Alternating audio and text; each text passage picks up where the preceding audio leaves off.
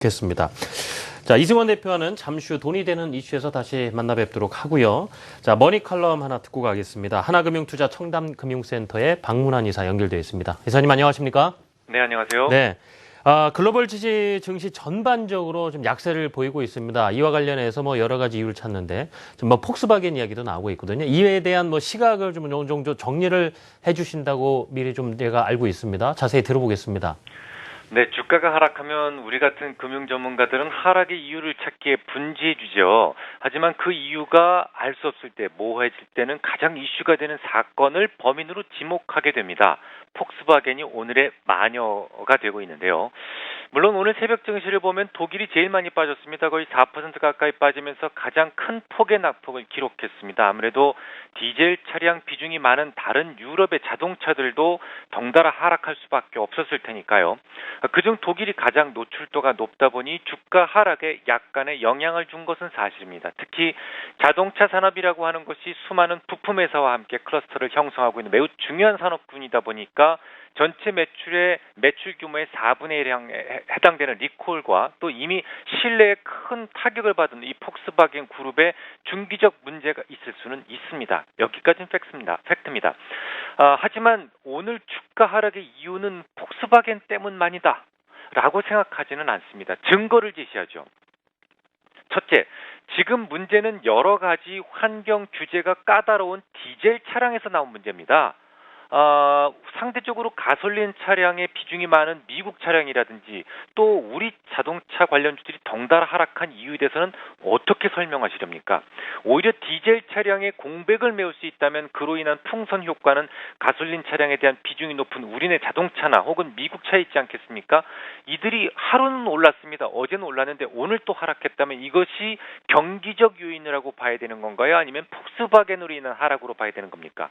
자, 두 번째 이유가 있습니다. 폭스바겐 문제는 오늘 새벽에 불거진 문제는 아니죠. 이미 어제 터졌습니다. 어제도 18% 하락을 했고 오늘 새벽에도 19% 정도 하락을 했습니다. 거의 비슷한 수준으로 하락을 했습니다. 어떤 재료가 한 박자 쉬고 그 다음날에 집중적으로 반영되는 그런 재료가 어디 있겠습니까? 자, 그러면 진짜 주가 하락의 이유는 뭘까요? 어제 말씀드렸던 이유가 진짜 하락의 이유입니다. 연준이 금리를 동결했기 때문에 주가가 떨어지는 겁니다. 동결되는 날 이미 급락했었고요. 하루 잠깐 보합권에서 숨고르기 하다가 다시 급락이 재개된 겁니다. 다시 강조드립니다만 금리는 인상하는 쪽이 호재고 동결되는 쪽이 악재입니다. 좀 더 입증이 될 만한 자료를 제시하죠. 시장을 한번 둘러보시기 바랍니다.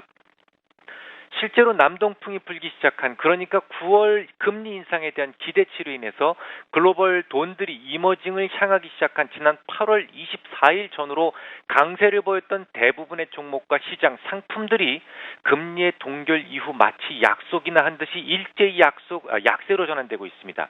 이것도 모두 우연일까요? 헤아라의 가치는 금리 동결 이후 6%나 추가로 하락했습니다. 국제 원자재 중에서는 구리가 오늘 하루에만 3.8% 하락했습니다. 자동차만 빠진 게 아니란 말입니다.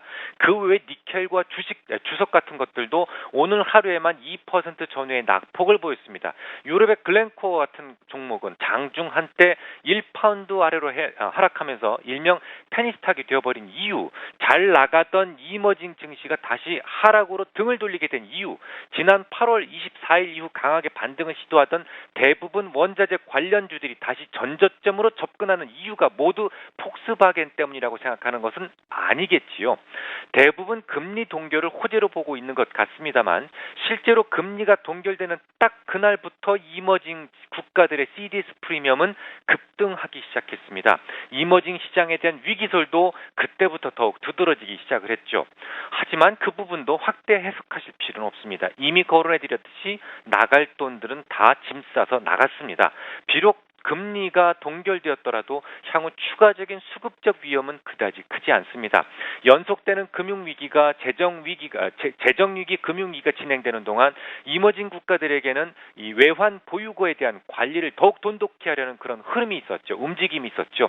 실제로 올 들어 대략 신흥국에서만 600억 달러 규모의 돈들이 빠져나갔지만 평균 외환 보유고의 30% 정도만 훼손시켰을 뿐입니다. 다만 걱정되는 것은 한계 국가들입니다. 있습니다. 베네수엘라나 아르헨티나 등의 한계 국가들에게는 금리의 인상 시기가 더 늦춰질 경우 자칫 부도 위험으로 몰릴 가능성이 있습니다. 다시 정리를 해드리죠.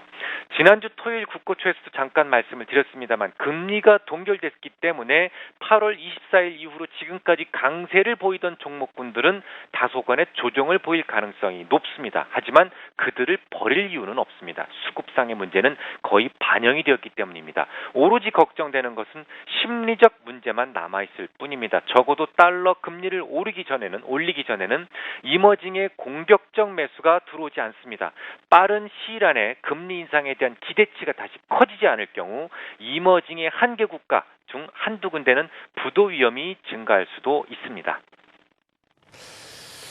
미 연준에서 뭐 관련 인사들 발언도 있을 것이고요. 금리가 곧 오를 것이라는 기대감이 빨리 좀 퍼져야 되는 건 관건이군요. 자, 하나금융투자 청담금융센터 박문환 이사의 의견 들어보셨습니다. 잘 들었습니다. 감사합니다.